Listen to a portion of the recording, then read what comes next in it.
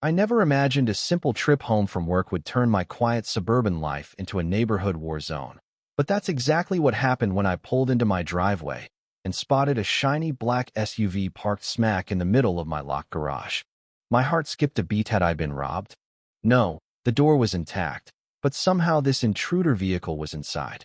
I stormed out of my car, adrenaline pumping, and that's when I saw her, a woman in her mid-40s, lounging on my patio chair like she owned the place, sipping iced tea from a thermos. Her name was Susan, as I'd later learn, a neighbor from down the street I'd barely nodded to before. "What the hell is this?" I demanded, pointing at the garage. She looked up with this smug grin, like I'd interrupted her spa day. "Oh, hi there. I'm just borrowing your garage for a bit. Mine's full of junk, and I needed a spot close to the playground for the kids." Borrowing? My garage? I felt my blood boil. This wasn't some shared community space. It was my property, paid for with years of sweat. But Susan doubled down, waving a hand dismissively. "Look, as a mom, I deserve a little convenience. The HOA rules say we should help each other out." "What rules?" I'd lived here for a decade and never heard of such nonsense. She claimed she'd interpreted the guidelines to suit her needs, insisting her entitlement as a single parent trumped my right to my own damn garage. The argument exploded from there. I told her to move the SUV immediately, or I'd call the cops. She actually laughed and said, "Go ahead, they'll side with me. Mothers always get the benefit of the doubt." Her justifications were absurd. Something about vehicular equity and how my empty garage was a waste while her kids suffered in the heat. By now, neighbors had gathered, phones out, filming the showdown. I could see the glee in their eyes. This was prime drama. Reasoning with her was pointless. She was a brick wall of self-righteousness. So, I made a snap decision that would ignite the firestorm. I slammed the garage door shut, locked it tight with her SUV trapped inside, and grabbed my keys. "Fine, keep it there," I said, staring her down. "I'm heading to Cancun for a week.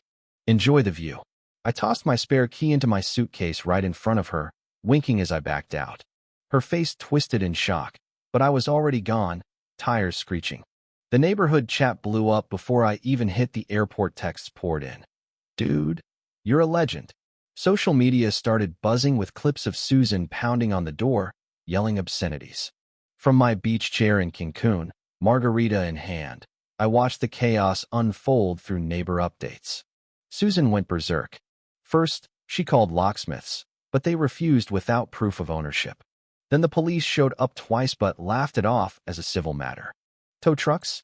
Nope, not touching private property. She tried prying open a window, got her arm stuck, and had to be rescued by a passerby.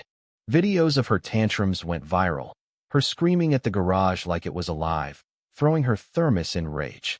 One clip showed her climbing a ladder to peer inside, only to slip and land in the bushes.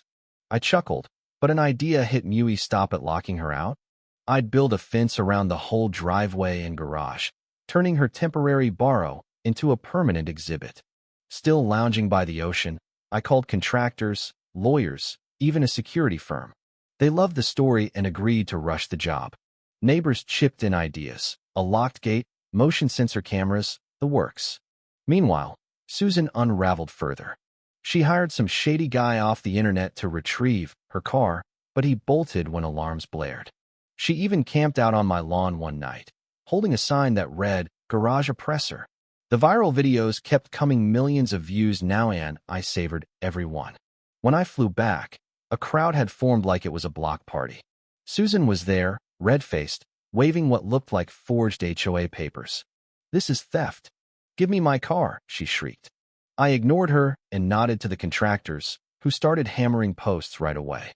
The fence went up fast, a sturdy chain-link barrier encircling the driveway and garage, trapping her SUV like a zoo animal. Susan lost it completely.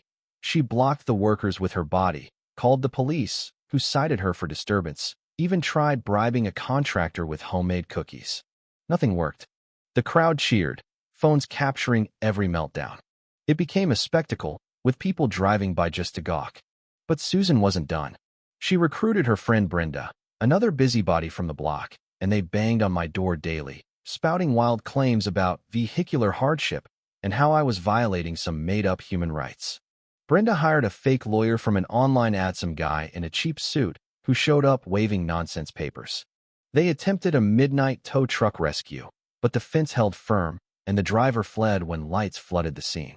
One night, Susan scaled the fence with a ladder, triggering alarms that woke the whole street. She tumbled down, scraping her knees, and the footage exploded. Online memes dubbing her the SUV squatter, nicknames like Entitlement Queen.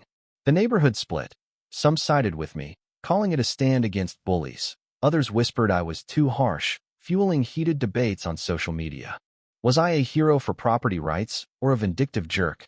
The controversy raged, drawing in outsiders who argued about class, gender, and entitlement in fiery threads. Inevitably, it went to court. Susan sued for everything: trespass, emotional distress, you name it. I showed up with my deed, security videos, and a stack of her unhinged messages. The judge, a no-nonsense woman, tore into Susan. You have no claim here. This is blatant entitlement. She ruled in my favor, ordering Susan to pay for my legal fees and harassment damages. Media swarmed the courthouse. Susan's post-verdict rant screaming about patriarchal oppression made her look deranged. Online mockery intensified, parodies, cartoons, even a petition to free the SUV. The HOA, embarrassed, apologized profusely and passed new rules against such stunts. Neighbors threw a barbecue in my honor, toasting the victory. Yet Susan persisted, turning desperate. She protested with a megaphone at dawn, blaring accusations of cruelty. Posters plastered the street. Fight garage tyranny. She flooded social media with sob stories, painting herself as a victimized mom. At night, she tried bolt cutters on the fence, but alarms summoned police, who issued warnings.